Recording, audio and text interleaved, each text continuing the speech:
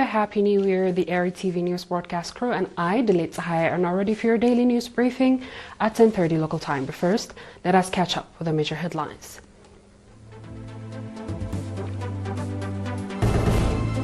NCW meeting on action plan for 2026.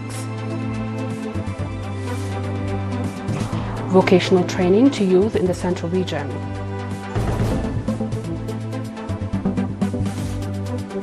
India and Pakistan exchange lists of nuclear installations. And Democratic Congo, 105,000 citizens killed in eastern violence. Proceeding with our reports.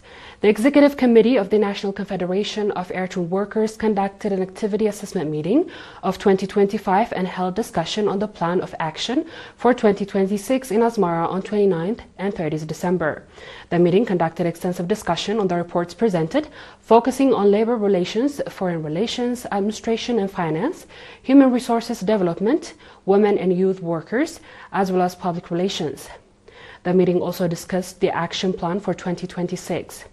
According to the reports presented, the number of new employment opportunities increased by 18%. Training programs were organized with the view to enhance the capacity of workers and productivity. Seminars focusing on safety and health were conducted.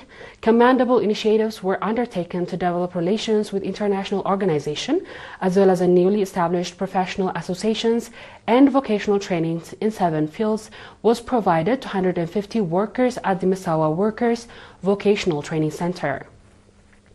The reports also indicated that special attention was provided to workers across the region of the country, and encouraging activities were conducted to enhance the capacity of women workers. Moving on. 3 months of theoretical and practical vocational training has been provided to 220 youth in the central subzone of the central region. Mr. Senad Mikhail, head of the National Union of Eritrean Youth and Students branch in the subzone, said that 129 youth were provided training in first aid, 54 in beauty salon skills, 39 in computer technology. Noting that the training program was part of the effort to exert by the union branch to enhance the overall capacity of youth, Mr. Johannes Berhane, head of the project of the union branch in the central region, called on the trainees to practically apply the knowledge they gained from the training. The ambassador of the administrator of the subzone, Ms. Hewitt Mogos, on her part indicated that significance of the training in enhancing capacity of youth and called on the trainees to apply the knowledge they gained in improving their livelihoods. Ms. Medhanit Girmay, head of the Ministry of Labor and Social Welfare branch in Ad-Aya subzone, reported that 4 families of martyrs have been rehabilitated through small businesses in Ad-Aya town. The beneficiaries' families were identified by their respective administrative areas. Likewise, an Ad-Aya resident who wished to remain anonymous contributed materials worth 25,000 nakfa each to the beneficiaries' families.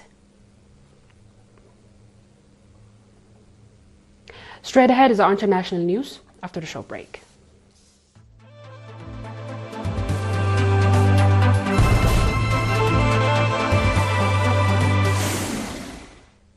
Welcome back.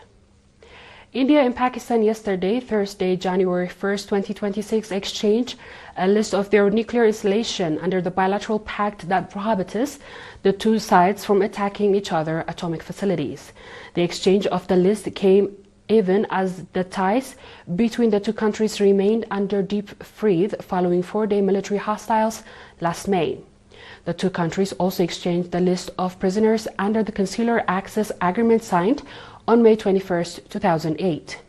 The Foreign Office spokesman Tahir Andrabi said that the list of the nuclear installation and facilities was handed over to representatives of the India High Commission in the Foreign Office. It said India also was sharing a similar list with Pakistan officials in New Delhi. The agreement on nuclear installation was signed on December 31, 1988 and came into force on January 27, 1991. The pact mandates the two countries to inform each other of the nuclear installation and facilities to be recovered under the agreement of the 1st of January of every calendar year.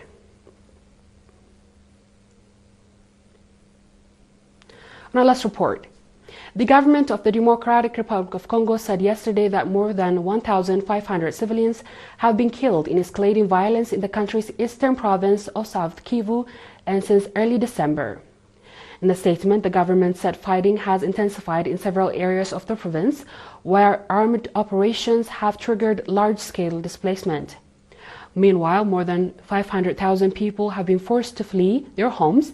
Aimed continuing insecurity, the government said the front lines have gradually shifted southward, affecting multiple areas in the South Kivu. The authorities attributed the escalation to armed groups operating in the region, accusing them of violating existing commitments and international humanitarian law.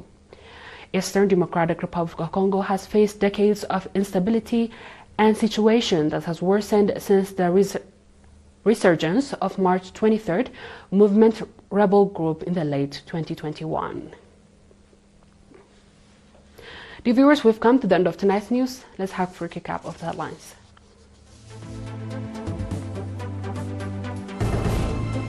NCW meeting on action plan for 2026. Vocational training to youth in the Central Region.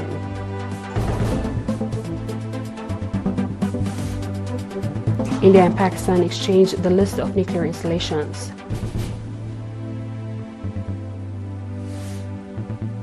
Democratic Republic of Congo, 1,500 civilians killed in the eastern violence.